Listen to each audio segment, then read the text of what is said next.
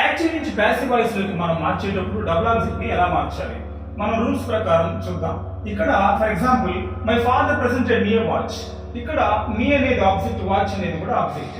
Rules ప్రకారం object subject అవుతుంది, subject object గా మారుతుంది. అయితే ఇక్కడ మనం మీ అనే దాన్ని ఇక్కడ సబ్జెక్ట్ చేస్తే ఐగా అవుతుంది, వాచ్ ని సబ్జెక్ట్ చేస్తే వాచ్ వస్తుంది. అలాగే మై ఫాదర్ అనేది ఇక్కడ తీసుకెళ్తే ఆబ్జెక్ట్ అవుతుంది. అయితే ఆబ్జెక్ట్ ముందు బై అనే దాన్ని యూజ్ చేస్తాం.